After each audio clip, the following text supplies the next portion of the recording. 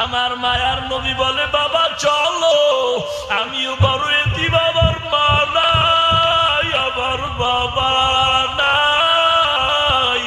আল্লাহর নবী বাচ্চাটারে নিয়ে মসজিদে না গিয়া ঘরের দিকে রওয়ানা। মায়ার নবী বাচ্চাটারে নিয়ে কয়, রে আয়েশা, এই বাচ্চাটারে সুন্দর করে গোসল করায় দাও, এই বাচ্চাটা আমাদের মতো আপন মনে করে নাও। মায়ার নবী বাচ্চাটারে গোসল করাইতে দিয়ে একটা চাদরের দুইটা খণ্ড করে ফেললেন। গোসলের পরে এই বাচ্চাটারে কাপড় দিয়ে আবৃত করে এবার বলে, নবী চলো বাবা চলো, আমরা মসজিদে নববীতে নামাজে যাব। বাচ্চাটা বের হয়ে হাঁটতেছে। নবী বলে, দাঁড়াও, তুমি আজকে হাঁটবা না। আমার মায়ার নবী বসিয়া কয়, আমার কাঁধে উঠো,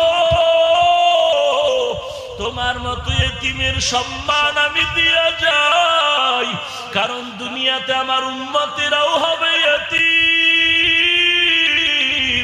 ওরে বাচ্চা, তুমি হাঁটিয়া যাইবা না, আমার কাঁধে উঠা বসো।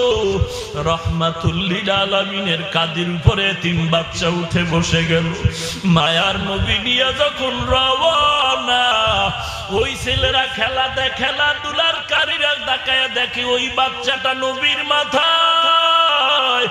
বাচ্চারা আফসোস করে, আমার কপাল বুঝি খারাপ, ওই বাচ্চা যদি আজ আমি হইতাম, মায়ার নবীর কাঁধে আমি উঠতে পারতাম।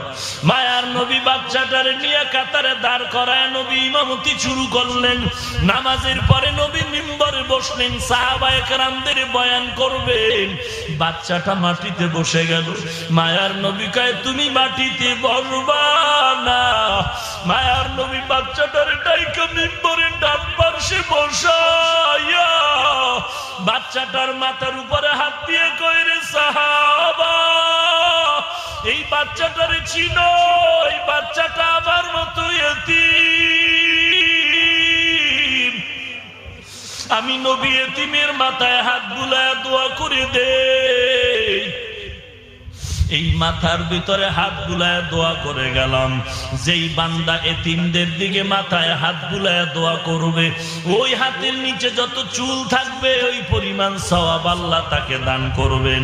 এরে নবীর উম্মতের দল, কত অভিযোগ, এতিমের মাল ঠগায়া তুমি বড়লোক হয়েছো, কত গরিবের লাত্তি মেরে বেতন মাইরা বড়লোক হয়েছো, না দুনিয়া পাইলা না আখিরাত পাইলা।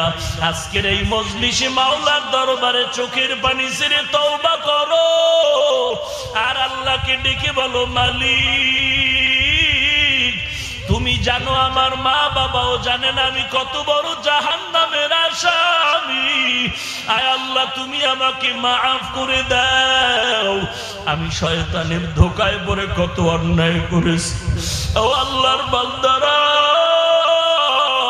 মাদ্রাসায় পড়ে ঠকি নাই, ঠকি নাই, ঠকি নাই। ওরে মাদ্রাসার ছাত্ররা কত এতিম। মাদ্রাসা বন্ধ দিলাম, সবাই বাড়ি চলে গেল। ছাত্র দেখি দুইটা ছাত্র সিঁড়ির গোড়ায় দাঁড়ায় দাঁড়ায় কান্না করে। জিজ্ঞাসা করলাম, বাবা তোমরা কেন বাড়ি যাও না? বাচ্চা দুইটা কাঁদে আর বলে, হুজুর আমাদের বাড়ি নাই, ঘর নাই, আমরা এতিম, আমাদের মা বাবা কেউ নাই। আমাদের এক চাচা আছে, সে যদি এসে নেয় যেতে পারবো, না হয় যাওয়ার আমাদের আর কোনো জায়গা নাই। কত সময় দেখি শীতের দিনে মাদ্রাসায় মাঝে মাঝে খবর নেই, দেখি অনেক ছেলেরা মশারি টানায় ল্যাপ গায়ে দিয়ে ঘুমায়। আবার অনেক ছাত্রদের দেখি ল্যাপ তো দূরের কথা, একটা পাতলা কাঁথাও নাই। খবর নিয়ে দেখি কি ব্যাপার, বলে ওরা বড় এতিম। এরপরও কেন ওরা মাদ্রাসা ছাড়িয়ে যায় না? ওরা মাওলার খোঁজে ঘুরতেছে। রাত নাই, ওই ফজরের আগে ওইটা কোরআন তেলাওয়াত করে। ওরে নবীর উম্মত, এরপরও তুমি কেন বুঝলা না রে বাবা? তোমার ছেলেটারে কি কোরআনওয়ালা বানাইতে মনে চায় না? তোমার কি মনে চায় না তুমি কোরআনওয়ালার মা বাবা হয়ে কবরে যাইবা? ওরে কত ডিসি সাহেবের ছেলে কোরআনের হাফেজ, র্যাব আর্মির ছেলে কোরআনের হাফেজ। ও ডিসি সাহেব কিসের অভাবে ছেলেটারে কোরআনওয়ালা বানাইলেন? বলে আমার টাকা খাওয়ার তো কেউ নাই, জীবনে যত বাড়ি গাড়ি করেছি এগুলো শেষ করতে আমার 10টা ছেলে দরকার। আমার কামাই খাওয়ার জন্য ছেলেরে আমি চাকরি করাবো, এই নিয়ত আমার শেষ হয়ে গেছে।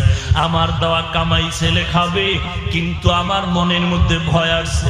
কয়েক মাস আগে আমার বাবার ইন্তেকাল হয়ে গেল, আমার বাবার জানাজা দেওয়ার কেউ নাই, বাহিরের আলেম ধার করলাম।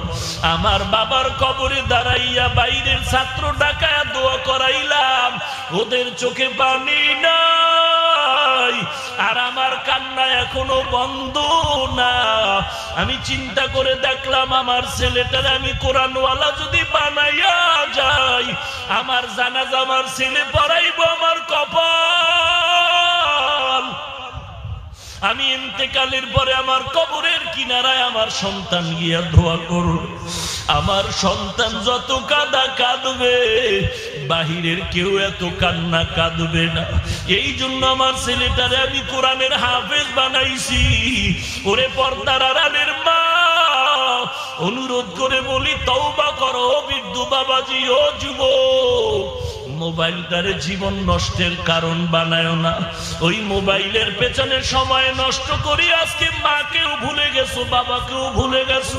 মা বাবার সাথে বেয়াদবি করতে চিন্তা করো না, ওস্তাদের সাথে বেয়াদবি করতে চিন্তা করো না, আলেম ওলামাদের সাথে বেয়াদবি করতে চিন্তা করো না। পায়ে হাত রেখে বলি তওবা কর, আল্লাহর কাছে তওবা কর। জীবনে নামাজ ছাড়বি না, দাড়ি কাটবি না, ব্যবসা করো, চাকরি করো, লেখাপড়া করো, সহিভাবে কোরআন পড়বি, মা বাবার খেদমত করবি, আল্লাহওয়ালার সাথে মোহাব্বত রেখে দোয়া নিবি, সহিভাবে কোরআন পড়বি। ওরে মুসলমান যুবক, 5 ওয়াক্ত নামাজ আদায় করবা, আল্লাহর মোহাব্বত নিয়ে চলবা। দেশের জন্য কোনো ক্ষতির কারণ তুমি হবা না, জাতির বিরুদ্ধে কোনো ষড়যন্ত্রে তুমি আগাইবা না। তওবা করার যদি নিয়ত হয়, মুনাফিকি যদি না থাকে, খাঁটি তওবার নিয়তে দুটো হাত আমার আল্লাহকে দেখায় দাও।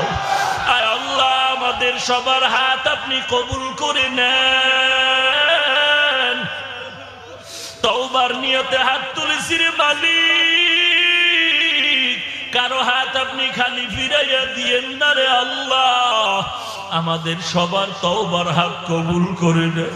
আমরা টাকা চাই না, বাড়ি চাই না, জাহান্নাম থেকে নাজাত চাই। আয় আল্লাহ, আমাদের হাত আপনি কবুল করে নেন। কামাই রুজিতে হালাল ভাবে বরকত বাড়ায়া দেন, গুনাহের প্রতি ঘৃণা জমায়া দেন আল্লাহ। তওবার উপরে মজবুত হয়ে চলার তৌফিক দান করেন, আমিন।